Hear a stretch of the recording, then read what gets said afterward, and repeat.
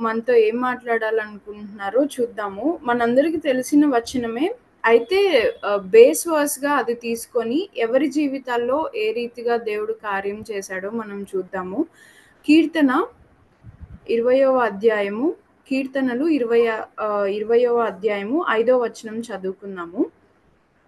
యెహోవా నీ రక్షణను బట్టి మేము జయోత్సాహము చేయుచున్నాము.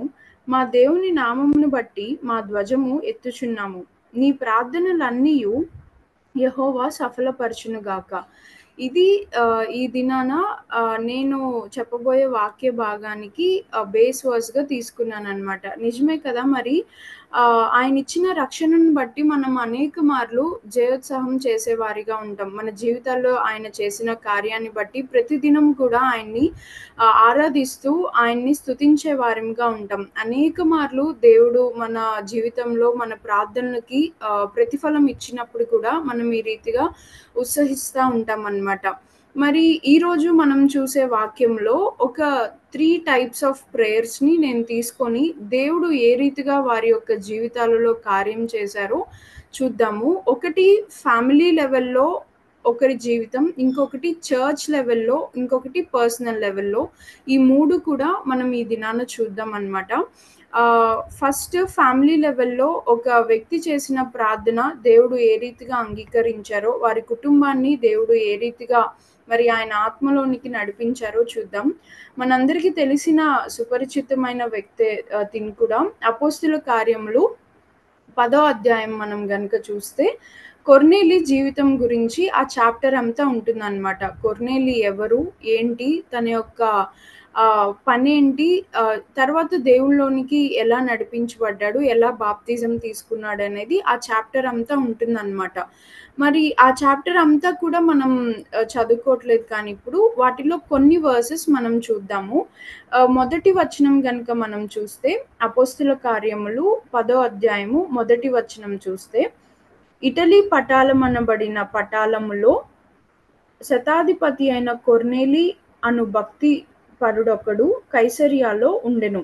మరి ఇక్కడ మనం చూస్తే కొర్నేలి మొదటిగా యూదుడుగా అయితే మనకిక్కడ కనిపించట్లేదనమాట. ఆ రోజుల్లో యూదులు కాని వారందరూ కూడా అన్యుల కింద పరిగణించబడేవారు కాబట్టి, కొర్నేలి ఇక్కడ మొదటిగా మనం అన్యుడిగానే కొర్నేలిని చూస్తా ఉంటున్నాం. అయితే ఈ చాప్టర్ మొదటిలో ఈ రీతిగా ఉంటున్న కొర్నేలి ఏ రీతిగా మరి దేవునిలోకి నడిపించబడి, మరి డెప్త్‌గా నడిపించబడి, ఆయన నామములో బాప్తిజం తీసుకున్న వ్యక్తిగా ఈ చాప్టర్ ఎండ్ అవుతూ ఉంటుందనమాట. మరి మొదటిగా మనం చూసినట్లయితే రెండో వచనం గనుక మనం చూస్తే, కొర్నేలి గురించి ఒక విధమైన సాక్ష్యం ఇక్కడ మనం చూస్తా ఉంటాం. పరిశుద్ధాత్మ దేవుడు ఈ గ్రంథంలో రాయించి ఉంచాడు. ఏమనంటే, అతడు తన ఇంటి వారందరితో కూడా దేవుని యందు భయభక్తులు కలిగిన వాడయుండి, ప్రజలకు బహుధర్మము చేయుచు ఎల్లప్పుడును దేవునికి ప్రార్థన చేయువాడిగా ఉన్నాడు అని మనం రెండో వచనంలో చూస్తా ఉంటాం. మరిక్కడ దీనికి నేను ఒక ఔట్‌లైన్‌గా ఏం పెట్టుకున్నాను అంటే, పరలోకము మన యొక్క ప్రతి పనిని కూడా పరిగణంలోకి తీసుకుంటుంది అని నాకనిపిచ్చింది. మరిక్కడ చూసినట్లయితే పరలోకము ఏమంటాం, కొర్నేలి చేసిన పనులు 2 కూడా మనం పరిశుద్ధ గ్రంథంలో చూస్తా ఉంటున్నాం. తను చేసిన ప్రార్థన లెక్కించబడతా ఉంది. తను చేసిన దాన ధర్మాలు కూడా లెక్కించబడినట్లు మనం చూస్తా ఉంటున్నాం. అంతే కదా! దేవుడు మనం చేసే ప్రతి విషయాన్ని కూడా ఆయన మరి లెక్క అప్పజెప్పవలసిన వారిగా ఉన్నాం మనం ఆయన ఎదుట నిలబడినప్పుడు. అది మంచి అయితే ఆయన మనల్ని నమ్మకమైన దాసురాలా అని అనబోతా ఉన్నారు. చెడు అయితే మనం దానికి తగిన ఎక్స్‌ప్లనేషన్ దేవుడికి మనం ఇచ్చుకోవాల్సిన వారిగా ఉన్నాం. కనుక భూమి మీద మనం ఉన్నప్పుడు చేస్తున్న ప్రతి పని కూడా దేవుడు చూస్తా ఉంటున్నాడు అని మనం మరొకసారి ఈ సమయంలో జ్ఞాపకం చేసుకుందామనమాట. ఇంకొకటి మనం చూసినట్లయితే, ఆ కాలంలో అనేక మంది యూదులు దేవుణ్ణి తెలుసుకున్న వారున్నారు. యేసుక్రీస్తు ప్రభువారిని తిరస్కరించిన వారున్నారు. నమ్ముకున్న వారు కూడా ఉంటున్నారు. కానీ యూదుడు కాకపోయినప్పటికీ కూడా కొర్నేలి గురించి మనం ఈ రీతిగా దేవుడు తన గురించి సాక్ష్యం ఇస్తున్నట్టు మనం చూస్తా ఉంటున్నాం. యూదులకు కూడా అట్టి సాక్ష్యము కొంతమందికి లేదు. కానీ అన్యుడైన కొర్నేలి దేవుని ఎదుట ఇట్టి రీతిగా సాక్ష్యం కలిగిన వానిగా చూస్తా ఉంటున్నాం. మరి ఈ దినాన దేవుణ్ణి నమ్ముకున్న మనం కూడా మన సాక్ష్యాన్ని కొర్నేలి గురించి దేవుడు ఏ రీతిగా అయితే బహుధర్మం చేస్తూ, ఎల్లప్పుడూ ప్రార్థన చేస్తూ అని ఏ రీతిగా అయితే రాయించి ఉన్నాడో, మన సాక్ష్యం కూడా భూమి మీద ఉన్నప్పుడు మనం అట్టి రీతిగా కాపాడుకోవాలని మరొక మారు దేవుడు మనల్ని హెచ్చరిస్తా ఉంటున్నారనమాట. ఇక్కడ చూసినట్లయితే 2 వర్క్స్ తను ధర్మము చేస్తా ఉన్నాడు, ప్రార్థన కూడా చేస్తా ఉంటున్నాడు. అనేక మార్లు క్రైస్తవులంగా మనముంటూ, దేవుని బిడ్డలంగా మనముంటూ కొంతమందైతే ఎక్కువ ప్రార్థన చేస్తా ఉంటారు.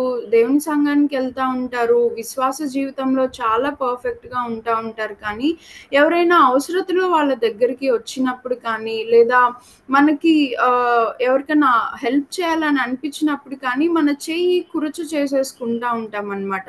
ఆ రీతిగా కూడా మనం ఉండకూడదు అని ఈ దినాన ఆహ్, నాకు కొర్నేలి జీవితంలో నాకు పర్సనల్‌గా ఇది నేర్చుకున్నాను దేవుడి కృపను బట్టి. మరొకసారి దేవుడు హెచ్చరించినట్లు అనిపిస్తా ఉంది. అవును. అంటే మనకున్న కొలది మాత్రమే మనం ఇతరులకి సహాయం చేసే వారిగా ఉండాలి అని చెప్పి. ఇంకొకటి సహాయం చేస్తూనే ఉంటారు కొంతమంది ప్రార్థనకి అంత మక్కువ చూపించే వారిగా ఉండరనమాట. అది కూడా ప్రమాదమే. మనకున్న కొలది మనం సహాయం చేస్తూ ఉండాలి. అలాగే ప్రార్థనలో కూడా మనం కొనసాగుతూ ఉండాలి. మన కోసం మనం ప్రార్థన చేసుకుంటూ ఉండాలి. ఇతరుల కోసం కూడా మనం ప్రార్థన చేసుకుంటూ ఉండాలనమాట.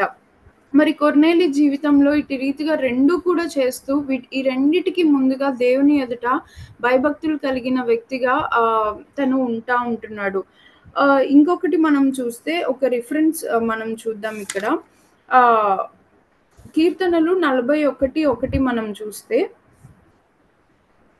కీర్తనలు 41:1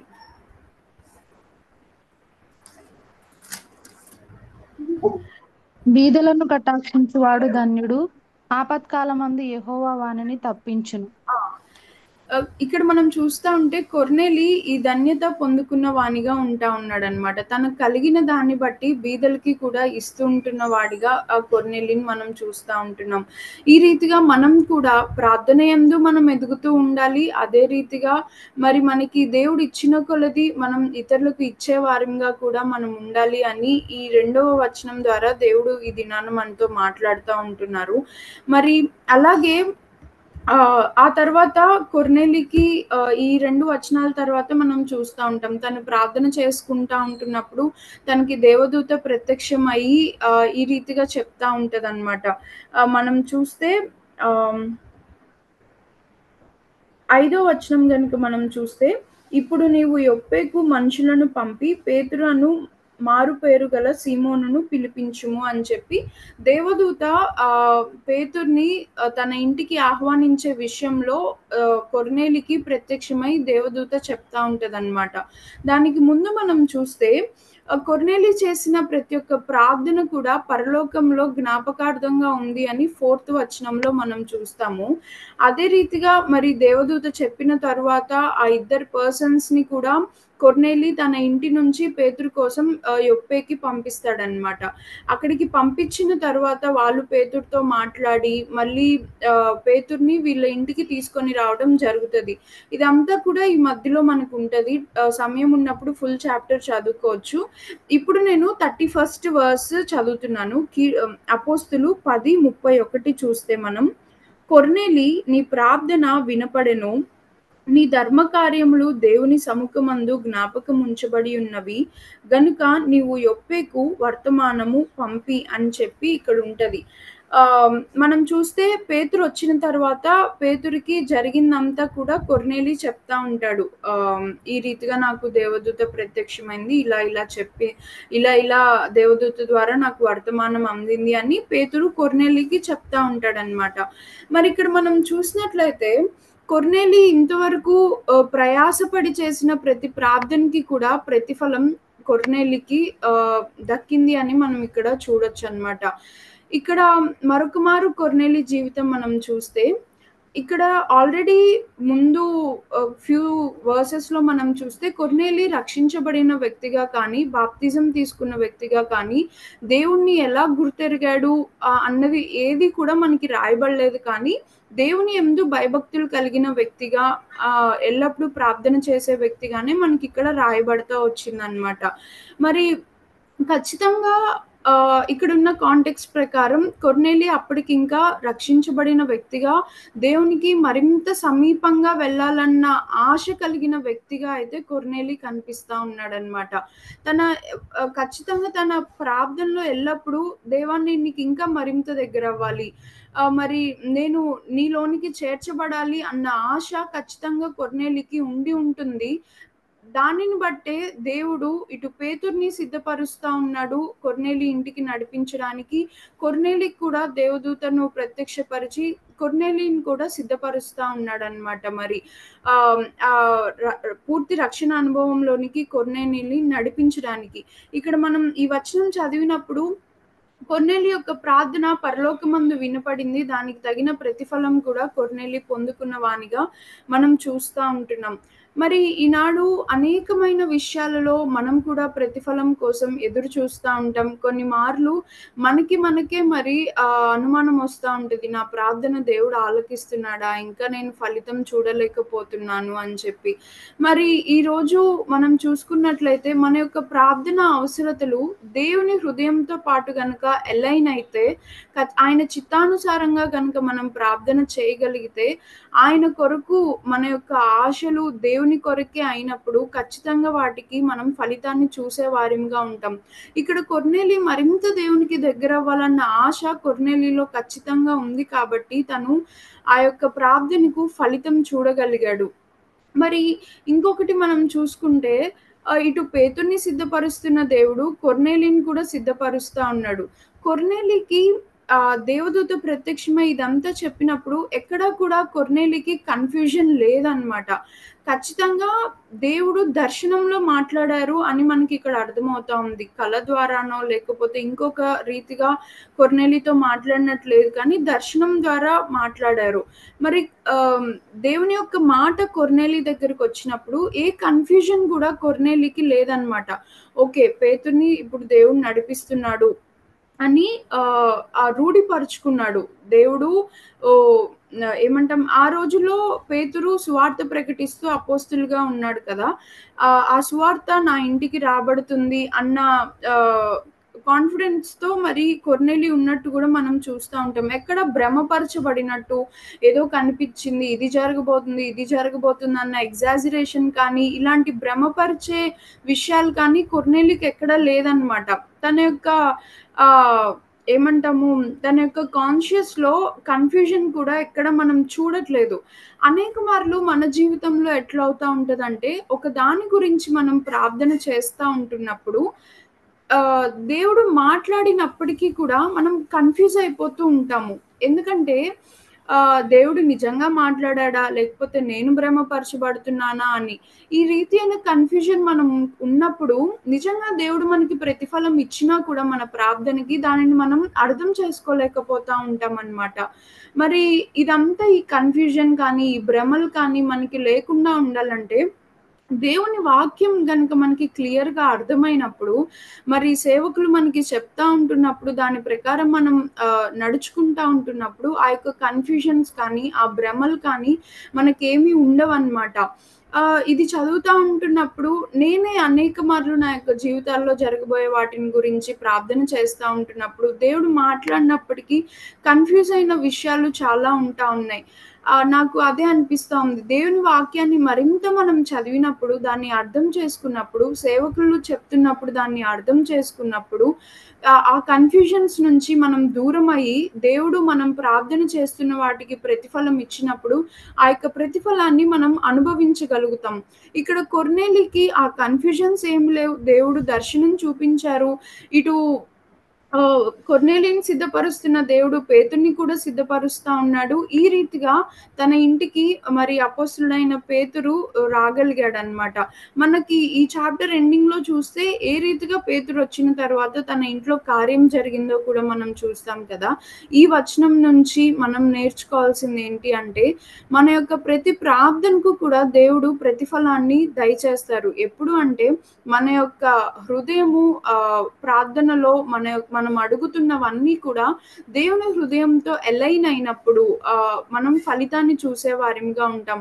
అనేక మార్లు మనమేం చేస్తా ఉంటామంటే, మనకి మనం అనుకున్నవి ఇది నా జీవితంలో జరగాల్సిందే అని అనుకుంటూ, అది దేవుడికి ఇష్టం లేకపోయినా అడిగిన కారణాన్ని బట్టి కొన్ని పొందుకోలేకపోతా ఉంటాం. కనుక ఆయన చిత్తానుసారంగా మనం అడిగిన ప్రతిదీ పొందుకుంటాము అని అనేక మార్లు వాక్యాల్లో కూడా మనం చూసిన వారిగా ఉన్నాం. నేర్చుకున్న వారిగా ఉన్నాం. కనుక మరొక మారు ఒకసారి మనల్ని మనం పరీక్షించుకుందాం. నేను అడుగుతున్నవి ఎందుకు పొందుకోలేకపోతున్నాను? అవి దేవుడి చిత్తానుసారంగా అడుగుతున్నానా లేదా? ఒకవేళ అడిగినవి దేవుడు ఇచ్చినప్పటికీ కూడా నా యొక్క కన్‌ఫ్యూజన్స్‌ని బట్టి నేను ఆ ఫలితం చూడలేకపోతున్నానా అని మనల్ని మనం పరీక్షించుకుందాము కొర్నేలి జీవితం ద్వారా. మరి ఇంకా మనం ముందుకు వెళ్తా ఉంటే కొర్నేలి జీవితంలో లాస్ట్‌లో మనము 44 నుంచి 48 వరకు గనక మనం చూస్తే ఎవరైనా చదవండి. అపోస్తుల కార్యములు 10వ అధ్యాయం 44-48 వరకు. పేతురు ఈ మాటలు ఇంకా చెప్పుచుండగా అతని బోధ విన్న వారందరి మీదికి పరిశుద్ధాత్మ దిగెను. సున్నతి పొందిన వారిలో పేతురుతో కూడా వచ్చిన విశ్వాసులందరూ పరిశుద్ధాత్మ వరము అన్యజనుల మీద సైతము కుమ్మరింపబడుట చూచి విభ్రాంతి నొందిరి. ఏలయనగా వారు భాషలతో మాట్లాడుచు దేవుని ఘనపరచుచుండగా వినిరి. అందుకు పేతురు, మనవలే పరిశుద్ధాత్మను పొందిన వీరు బాప్తిస్మము పొందకుండా ఎవడైనను నీళ్లను ఆటంకము చేయగలడా అని చెప్పి, యేసుక్రీస్తు నామమందు వారు బాప్తిస్మము పొందవలెనని ఆజ్ఞాపించెను. తరువాత కొన్ని దినములు తన యొద్ద ఉండమని వారు అతనిని వేడుకొనిరి. థ్యాంక్ యూ అక్క. ఇక్కడ మనం గనుక చూసినట్లయితే ఆశించిన రీతిగా ఆత్మ యొక్క నడిపింపులోనికి వెళ్ళిన కొర్నేలిని మనం చూస్తా ఉంటున్నాం. మనం చూసాం కదా! ఈ అధ్యాయం మొదట్లో కొర్నేలి పరిశుద్ధాత్మ పొందుకున్న వ్యక్తిగా కానీ, బాప్తిజం తీసుకున్న వ్యక్తిగా కానీ మనకి పరిచయం చేయబడలేదు. కానీ ఈ చాప్టర్ ఎండింగ్‌లోకొచ్చేసరికి మరి దేవుని ఆత్మ పొందుకున్న వ్యక్తిగా మనం చూస్తా ఉంటున్నాం. తను ఆశించిన రీతిగా దేవుడు తన మీద తన యొక్క ఆత్మను కుమ్మరించి మరి కొర్నేలిని తన బిడ్డగా చేసుకున్నట్లుగా మనం చూస్తా ఉంటామనమాట. మరి ఇక్కడ ఈ పైన వచనాల్లో గనుక మనం చూస్తే ఇంకొద్దిగా పైన మనం చూస్తే పేతురు కొర్నేలి ఇంటికొచ్చిన తరువాత మరి అక్కడ ఉంటున్న వారందరికీ కూడా దేవుని యొక్క సువార్తను చెప్తా ఉంటాడనమాట. ఆ దేవుడు ఏ రీతిగా అయితే మరి భూమి మీదకొచ్చిన ఉద్దేశం ఏంటి? భూమి మీదకొచ్చిన తర్వాత దేవుడు చేసిన కార్యాలేంటి? అవన్నీ కూడా మూడో దినాన లేపబడ్డము, శిలువ కార్యం గురించి లేపబడిన తర్వాత వారికి ఏ రీతిగా ప్రత్యక్షమయ్యాడు, వాళ్ళు ఏ రీతిగా దేవునికి సాక్షులుగా ఉన్నారు, అదంతా కూడా పేతురు అక్కడ ఉంటున్న జనులకి చెప్తా ఉంటాడనమాట. మరి ఈ దినాన గనుక మనం చూస్తా ఉంటే ఇక్కడ మనం ఆరాధించవలసిన విషయం కూడా ఒకటి ఉంటా ఉంటది. మరి ఇప్పుడుంటున్న ప్రస్తుత పరిస్థితుల్లో సిలువ లేని సువార్త ఎక్కువైపోతా ఉంది.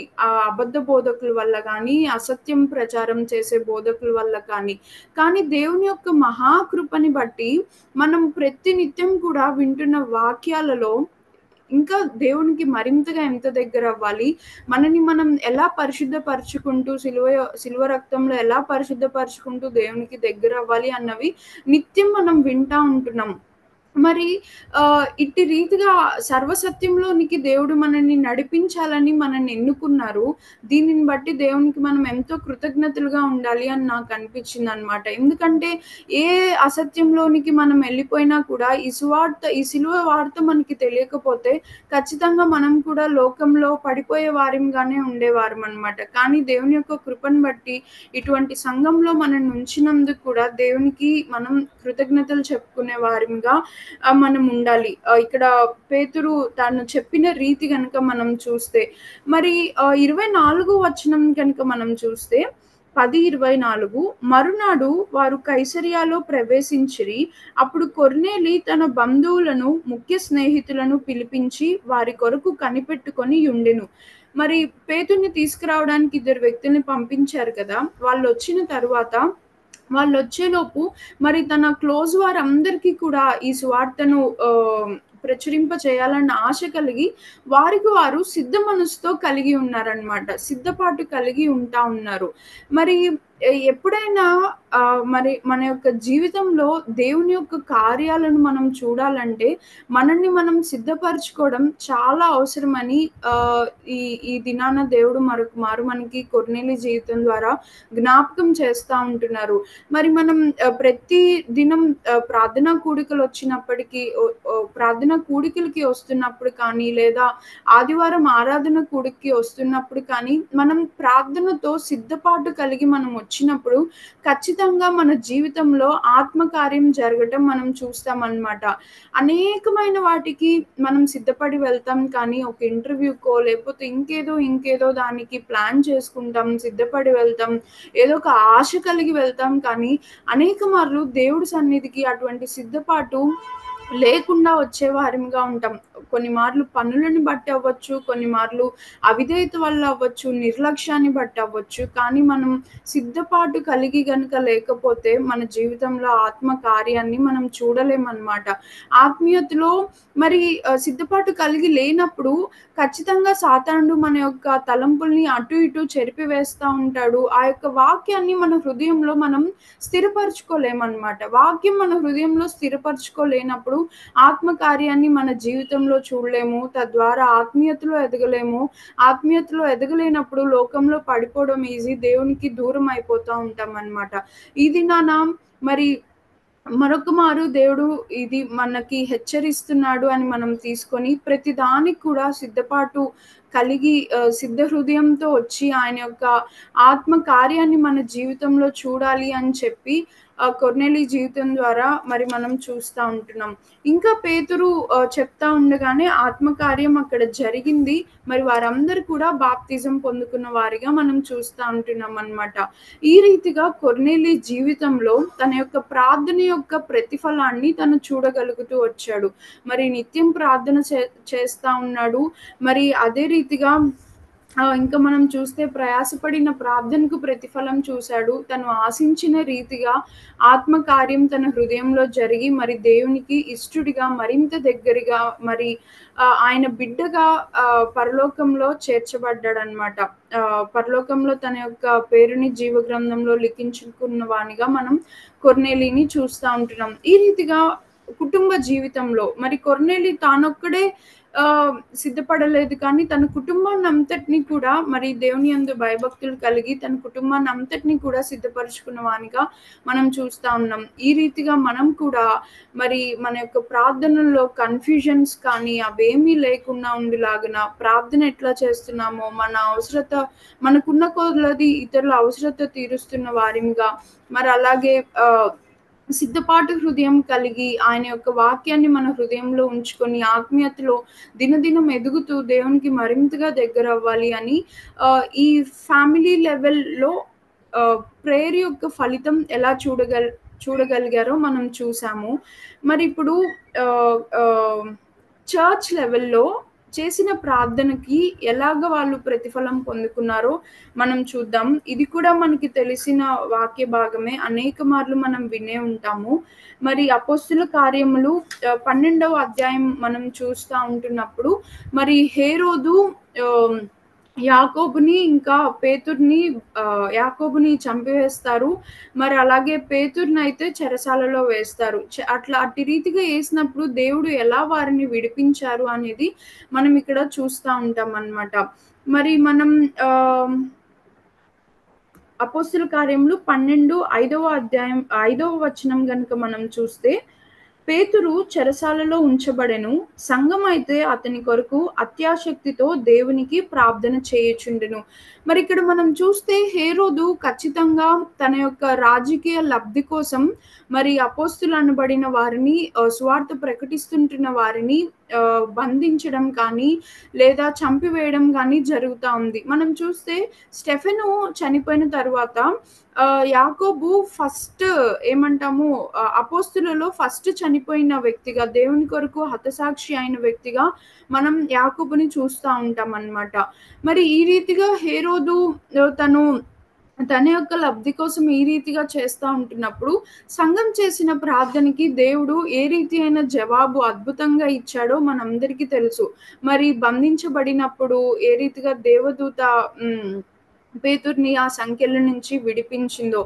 మరి దీనికి నేను రాసుకున్న అవుట్‌లైన్ ఏంటి అంటే, ఆసక్తితో చేసిన ప్రార్థనకు ఆశ్చర్య కార్యాలు మన జీవితాల్లో చూస్తామనమాట. మరి ఇక్కడ దేవదూత రావడం ఏంటి, అంత 4 సోల్జర్స్‌ని బెట్టి పేతురుని ప్రొటెక్ట్ చేయమని హేరోద్ చెప్తాడు. అంతమంది ఉంటున్నప్పటికీ అద్భుత రీతిగా ఆ పేతురు విడుదలైన రీతి మనం చూస్తా ఉంటే అది ఖచ్చితంగా కూడా ఒక గొప్ప ఆశ్చర్యమే, అద్భుతమే కదా! కానీ ఇదంతా కూడా జరగడానికి ముందు లేదా ముందు వెనుక ఆసక్తితో ప్రార్థన చేసే సంఘం ఉంది కాబట్టే ఆ దినాన ఆ యొక్క అద్భుత కార్యాన్ని వాళ్ళు చూడగలిగారనమాట.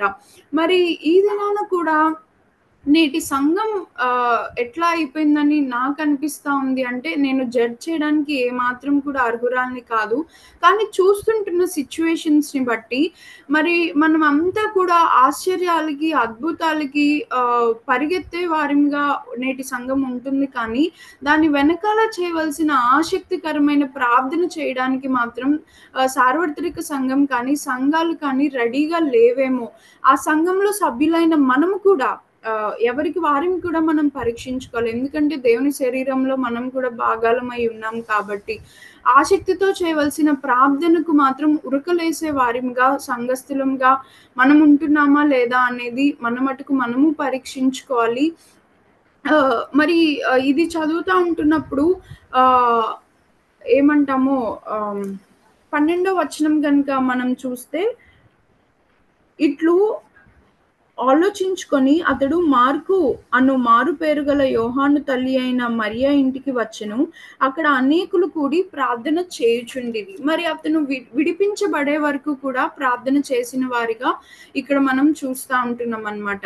మన సంఘంలో మనమైతే దేవుని యొక్క మహాకృపను బట్టి నిత్యము కూడా మరి ప్రార్థనా గుంపులుగా చేరి లేదా ప్రతిరోజు జరుగుతున్న సహవాస కూడికల్లో నిత్యము ప్రార్థన చేస్తున్న వారందరిని బట్టి దేవుడు మహా సంతోషంతో ఉంటాడు అని నాకు అనిపిస్తా ఉంది. అట్టి రీతిగా మరి మన సంఘంలో కూడా బంధించబడిన వారు అనేక మంది ఉంటారు. అది భౌతికమైన బంధకాలు అవ్వచ్చు, ఆత్మీయమైన బంధకాలు అవ్వచ్చు. కానీ వారి గురించి చేస్తున్న ప్రార్థనను బట్టి దేవుడు వారిని ఆ యొక్క బంధకాల నుంచి విడిపించి, పేతురుని ఎలా అయితే సువార్త నిమిత్తం అతను బందీ అయిపోయినప్పటికీ దేవుడు ఆ ప్రార్థన వల్ల విడిపించారో, మరి మన సంఘంలో ఉంటున్న అనేకమైన బంధకాల నుంచి విడిపించబడిన వారిగా దేవుడు చేస్తుంటున్న కార్యాన్ని బట్టి ఈ సమయంలో మనం ఆయన్ని ఆరాధించవలసిన వారిగా కూడా మనం ఉంటున్నాం.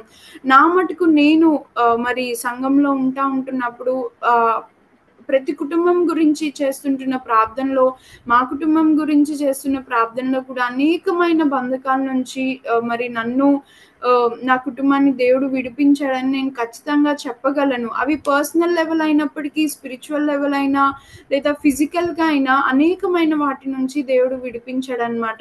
ఈరోజు మనం నేర్చుకోవాల్సింది ఏంటి అంటే, విడిపించబడడానికి అంటే ఏదైనా వాటి నుంచి విడిపించబడడానికి, అద్భుత కార్యాలు మనం చూడ్డానికి, ఆశ్చర్య కార్యాలు మనం చూడ్డానికి ముందుగా ఈ ఆసక్తితో కలిగిన ప్రార్థన గనుక మనం చేసినప్పుడు ఈ కార్యాలన్నీ కూడా చూడగలుగుతాం. ఇంకా వేటిల్లో అయినా మనం చూడలేకపోతున్నాము దేవుని యొక్క కార్యము అంటే, మన యొక్క ప్రార్థన యొక్క ఆసక్తి ఎలా ఉందో మనం పరీక్షించుకోవాల్సిన వారిగా కూడా ఉంటున్నాం.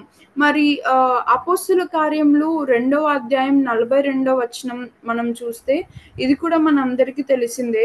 వీరు అపోస్తులుల బోధయందును, సహవాసమందును, రొట్టె విరుచుట యందును, ప్రార్థన చేయుట యందును ఎడతెగక ఉంటిరి అని మనం ఇక్కడ చూస్తా ఉంటున్నాం.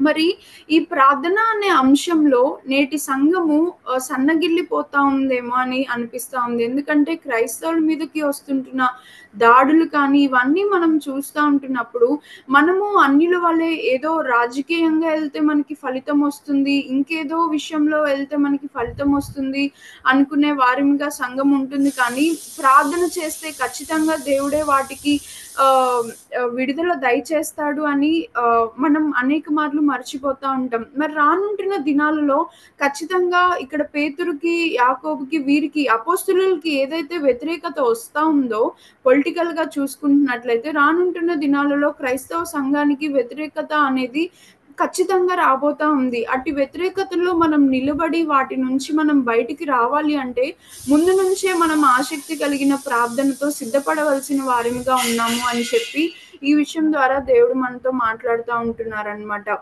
మరి ఆసక్తి కలిగిన ప్రార్థన మనం చేసి ఆశ్చర్య కార్యాలు, అద్భుత కార్యాలు మన జీవితంలో కూడా మనం చూడాలని దేవుడు మనందరికీ కూడా అట్టి శక్తిని దయచేయాలని మనందరం కూడా ఈ సమయంలో ప్రార్థన చేసుకుందాం.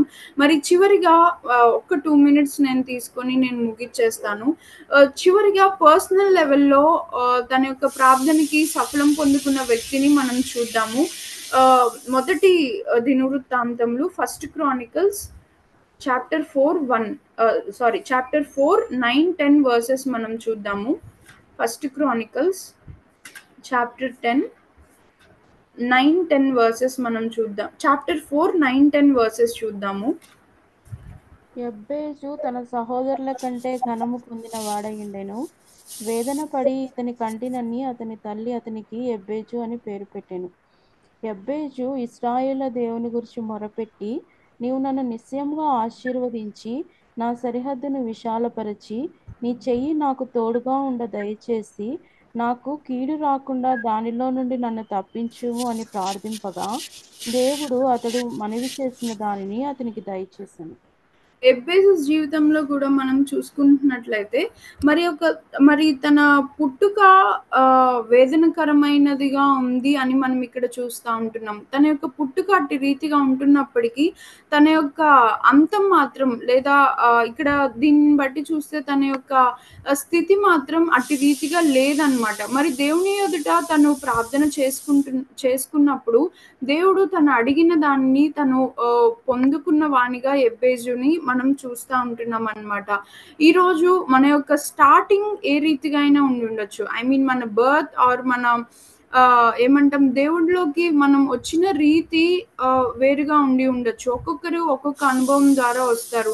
కానీ మనందరం కూడా మహిమకరమైన అంతాన్ని మనం చూడాలి అని ఈరోజు దేవుడు ఆశిస్తా ఉంటున్నాడనమాట. దేవుడిలో మనం కొనసాగుతూ మన ఆత్మీయత సరిహద్దులు మరి మనం పెంచమని దేవుడిని అడిగినప్పుడు అంటే ఆత్మీయంగా దినదినం కూడా దేవుడి యొక్క సహాయం తీసుకొని మనం అభివృద్ధి చెందుతూ వెళ్ళినప్పుడు ఖచ్చితంగా మన యొక్క అంతం కూడా మహిమకరంగా ఉండబోతా ఉందన్నమాట.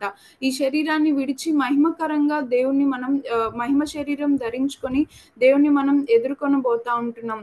ఈ రీతిగా ఈ 3 లెవెల్స్‌లో కూడా మరి ఫ్యామిలీ లెవెల్‌లో, చర్చ్ లెవెల్‌లో, పర్సనల్ లెవెల్‌లో వారి ప్రార్థనలకు దేవుడు ఏ రీతిగా ప్రతిఫలాన్ని దయచేశారో మనం చూస్తా ఉన్నాము. కనుక మనల్ని మనం ఒకసారి పరీక్షించుకొని మన యొక్క ప్రార్థనలు దేవుని హృదయంతో అలైన్ అయినప్పుడు ఆసక్తితో మనం ఆ యొక్క ప్రార్థనలు చేసినప్పుడు ఎడతెగని ప్రార్థనలు మనం చేసినప్పుడు ఖచ్చితంగా మనం ప్రతిఫలాన్ని పొందుతామని దేవుడు మరొక మారు మనకి గుర్తు చేస్తా ఉన్నారు. ఈ చిన్న వాక్యం దేవుడు మన వినికిడిలో ఆశీర్వదించును.